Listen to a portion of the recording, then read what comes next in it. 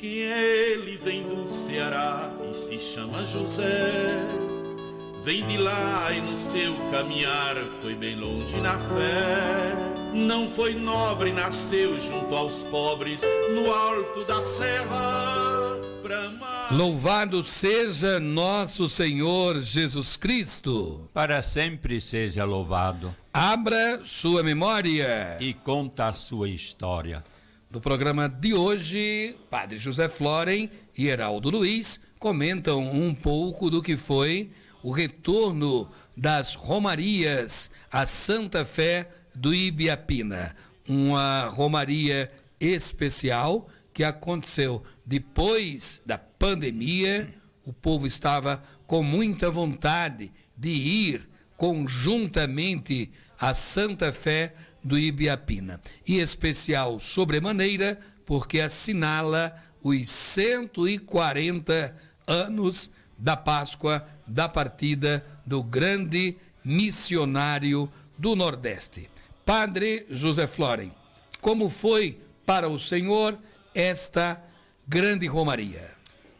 Eu quero iniciar dizendo: eu louvo ao Senhor por este dia 19, na comemoração de Padre Ibiapina, que nos inspira para sermos uma igreja missionária, para sermos uma igreja também a serviço do povo. E tinha tudo ao seu favor. Era um domingo, não era qualquer domingo, era um domingo de carnaval, e também o tempo era ao seu favor. Também eu quero agradecer e acentuar a grande importância que teve Heraldo Luiz e a Rádio Integração, que levou muita gente para... Nós não falamos mais no santuário. Eu aderi até Heraldo, que começou a divulgar dizendo Santa Fé do Ibiapina, para evitar a discussão se é santuário, se é memorial. Então eu vou usar também Santa Fé de Ibiapina. Encheu.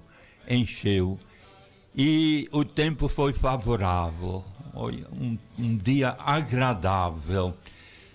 Deu uma multidão, deu muita gente pela manhã, sobretudo o povo de Solânia, de Caçarengue, povo de Serraria, também de Remígio, uma turma, outros lá de Areia. Então, estas pessoas vieram a pé. Deu gente, muita gente.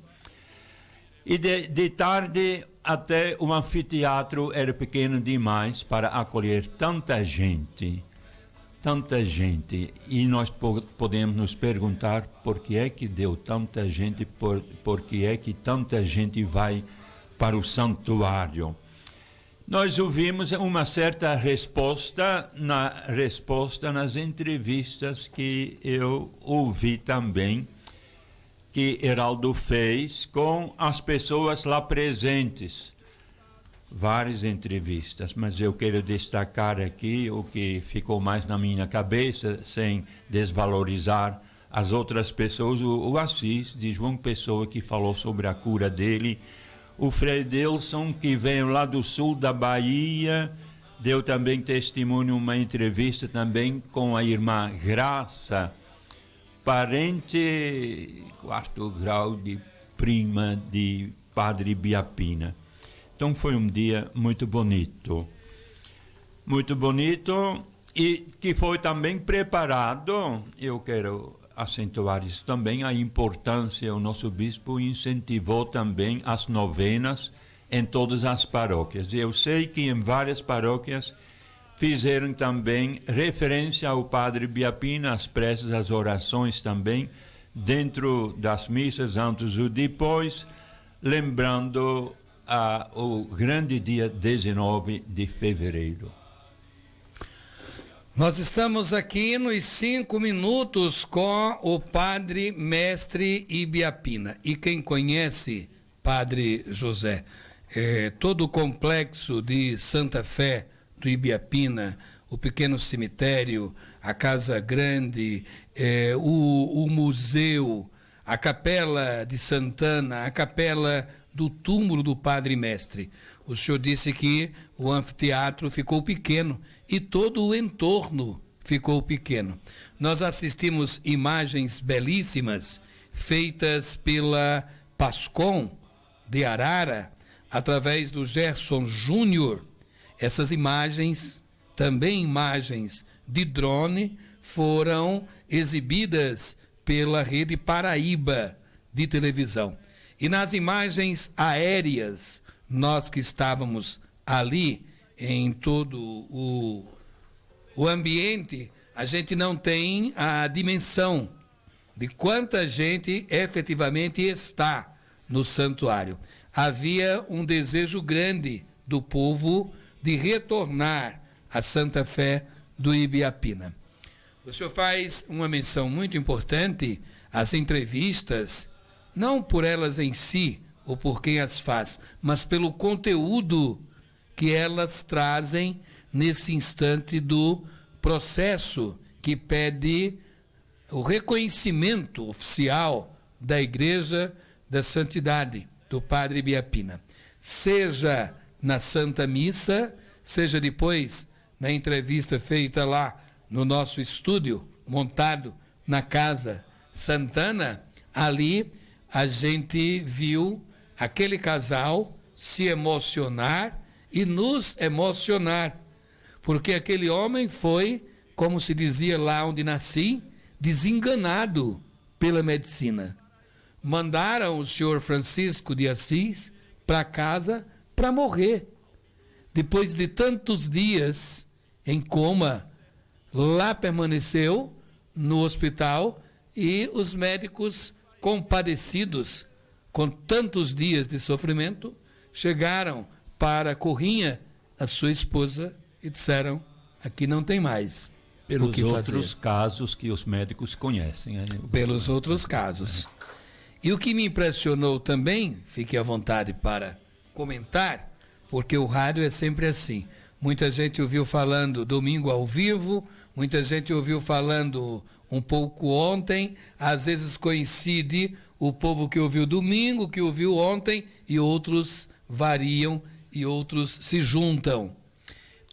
O fato que me chamou bastante a atenção, além de ele ter sido desenganado pelos médicos, é que o Monsenhor Vigílio liga para a Corrinha e diz: olhe, nós estamos rezando, continuamos rezando muito por Assis, mas eu queria pedir a você que pedisse a intercessão do Padre Ibiapina. Foi. E ela conta que espantou-se. Não foi assim, Padre Zé? Foi. Ela disse: Padre Ibiapina, nunca vi falar, não sei quem é. E o Monsenhor Vigílio, que é devoto do Padre Ibiapina, é também um grande divulgador, sempre presente em Santa Fé, não veio agora porque estava em Roma, na Cidade Eterna. Aí o Padre Vigílio, eles contam, o Padre Vigílio diz: dê um Google aí, procure no Google. E ela, aperreada, ele diz: não, tenha paciência.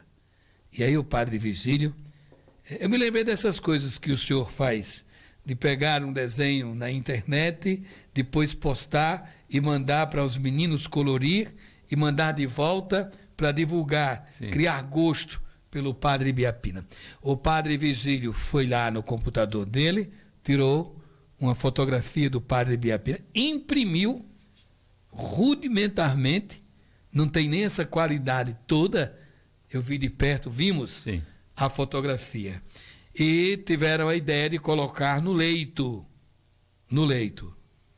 Corrinha, a esposa do Assis, falou com os médicos e permitiram que a fotografia...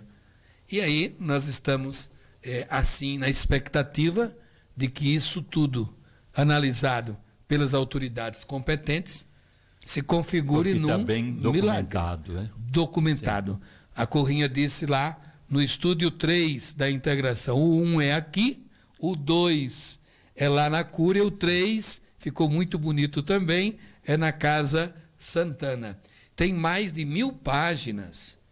Ele já disse, o Assis, que é também missionário, uma família muito religiosa, antes do milagre acontecer, ele já abriu a possibilidade de todo o prontuário médico e dos médicos, em sendo necessário, darem o seu depoimento. Acho que é muito fundamental, é algo assim, o senhor explicava, é muito concreto para ser apreciado pela comissão. Não a nossa, mas pelos dicastérios de Roma.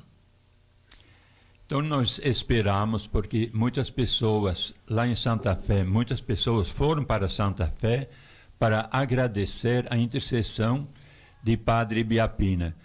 Mas uma das coisas que nós estamos precisando agora para o processo avançar é uma cura documentada, para dizer assim. Primeiro tem que provar se você está doente, e aí os médicos têm que oferecer todos os atestados para dizer aquela pessoa estava doente mesmo. E pela nossa ciência, pela medicina atual, não tem solução, não dá para prever uma cura. E aí a intercessão de Padre Biapina, uma coisa quase imediata, como aconteceu também com Assis, de um dia para o outro, colocaram o santinho de Padre Biapina no leito dele, e no outro dia ele abriu os olhos e falou. Então, essas coisas.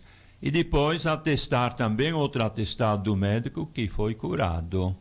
Agora, vou falar baixinho, não é crítica não, porque não é a sua palavra em si. Mas eu já escutei de muitas pessoas falar assim, foi enganado pelos médicos. Eu não gosto desta expressão, não, porque parece que é má vontade deles, não. Eles fizeram tudo que for possível.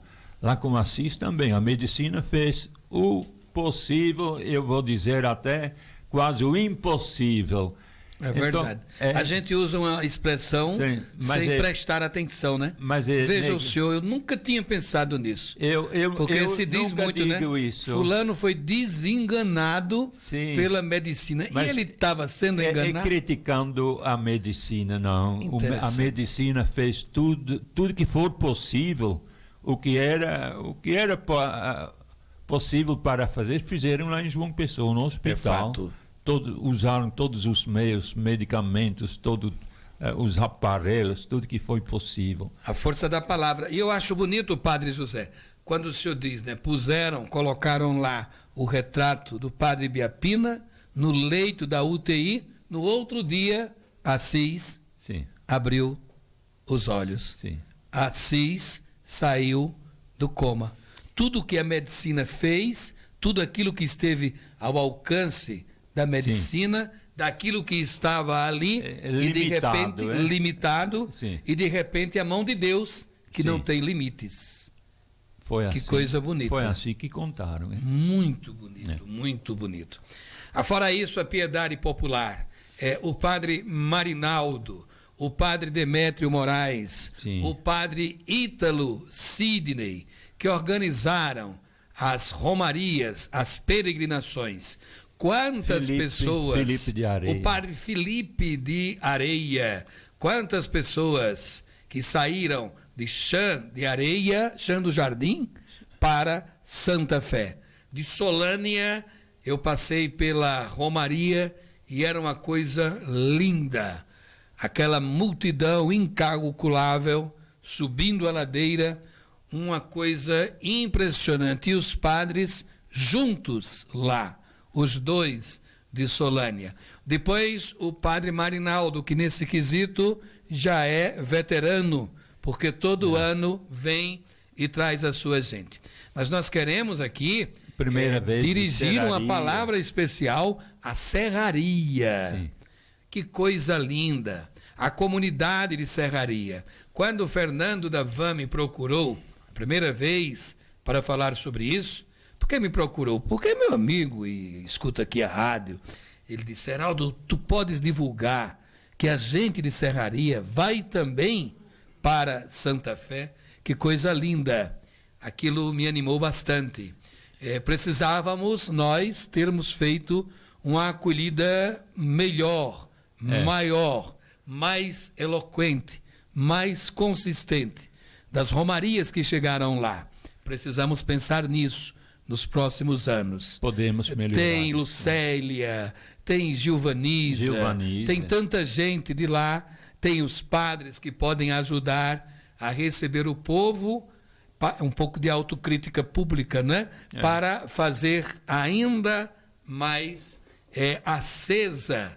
Quem sabe que no próximo ano nós estamos aperreando muito o Padre Gaspar para que ele já comece a pensar nisso.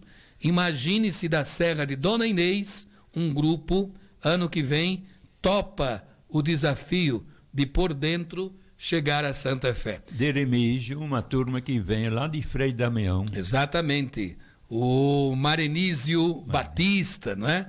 O Jefferson e outros. Tem um moço que já vinha do Juazeiro e emendou a peregrinação. O deputado Chió, Marenilson, é irmão do deputado Chió. Mas foi tudo muito bonito. E nós aqui da Rádio Integração, eu fiz isso ontem de Guarabira, mas a gente quer fazer de novo um agradecimento. A Lucélia, que é uma pessoa muito gentil, não tinha nada no script para isso. Quando eu cheguei lá no palco pela primeira vez, ela me chamou à frente. E aí, quem conhece Heraldo Luiz? Aí eu tirei dessa prosa, né? Que eu sou encabulado, mas aí quando eu peguei o microfone, eu falei em Dona Dadá, a mãe de Lucélia, há 100 anos da celebração do Padre Biapina, ela estava lá, Dona Dadá, 140 anos, ela estava lá com a sua filha. Mas qual é o agradecimento da integração? Quando nós perguntamos quem escutava a integração, aí eu fiquei emocionado, porque a gente olhou para o anfiteatro Cavalcante e havia muitos poucos, que não levantaram a mão naquela hora. Comentando isso com Dom Aldemiro e com o padre Arimateia, Dom Aldemiro disse: Heraldo, quando eu converso com as pessoas, e eu gosto de conversar com as pessoas, elas dizem, eu não perco um só seu programa. E o padre Arimateia disse que lá em Santa Fé, pessoas de outros lugares que não o conheciam, mas quando começava a confissão, dizia: o senhor é o padre da rádio, né? O senhor é o padre da Rádio Integração. Então a gente fica contente, o senhor traz sempre esse testemunho aqui. Por onde passa, o povo diz que escuta os 5 minutos. Convido o senhor para a gente assistir em conjunto a pequena entrevista que nós fizemos com a irmã Graça, lá no estúdio Santana da Rádio Integração. Ela explica, inclusive, como se dá o parentesco dela com o padre Ibiapina. Ela manifestou a alegria de estar pela primeira vez em Santa Fé no dia dos 140 anos. Não sabia. Irmã Graça, por que a senhora está hoje aqui no Padre Mestre Ibiapina no dia de 140 anos de sua Páscoa? Na verdade, eu nem programei. Hoje eu dizia assim que Deus escreve certo por linhas tortas. Porque eu cresci sabendo que nós somos da família Ibiapina. Os meus avós maternos, tanto o vô como a avó, eles eram primos e todos os dois Ibiapina. O pai Salustiano Pereira Ibiapina, o padre Ibiapina, antes de colocar Maria, ele era Pereira Ibiapina, e minha avó, Rita Teresa de Jesus, e a mãe do padre Ibiapina era Maria Teresa de Jesus. Então a linhagem vem diretamente dos dois, tanto do pai como da mãe, porque eles eram primos, os cearenses gostam de se casar, né, com parentes, e assim eu vim aqui para Paraíba tirar alguns dias de férias e, lógico, caiu na festa dos 140 anos de celebração da Páscoa do Padre Ibiapina. Eu sabia que tinha a Casa da Caridade, mas eu não sabia da dimensão do que era o santuário. Para mim foi um presente muito grande de Deus ter vindo para cá, celebrar também junto essa festa da ressurreição desse homem que, de fato, eu acredito que está no céu, ali intercedendo por nós, já não está nos altares, mas ele, para mim, ele já é santo por aquilo que eu escutei, né? Então, para mim foi um grande privilégio estar hoje aqui, essa multidão, e uma das coisas que eu fiquei também muito impressionada é pelo serviço voluntário. Eu acredito que o espírito do Padre Ibiapina está pairando sobre esse santuário, no coração, na mente, e assim, no serviço doado das pessoas que se dão de forma gratuita, voluntariado, sem precisar ninguém pagar para exercer o trabalho aqui desse santuário, servindo o reino de Deus, assim como fez Padre Ibiapina e seus seguidores há 200 anos atrás. Irmã Graça, é bom assim a pessoa ser prima de um santo? Na verdade, eu quero ainda celebrar com ele no altar. Eu ainda desejo chegar aqui nesse santuário e celebrar a canonização. Eu espero, na canonização do Padre Ibiapina, estar aqui nesse santuário. E lá em casa nós já temos ele já no quadro, no quarto da mamãe, já como santo. Agora só precisa a Igreja de Roma canonizá-lo e colocar ele nos altares. Mas para nós ele já é. Graça, que é muito bom ser parente do Padre Ibiapina.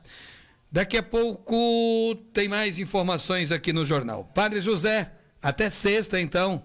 Até próxima sexta-feira. Próxima sexta-feira, com mais uma edição dos 5 minutos com o Padre Mestre Ibiapina.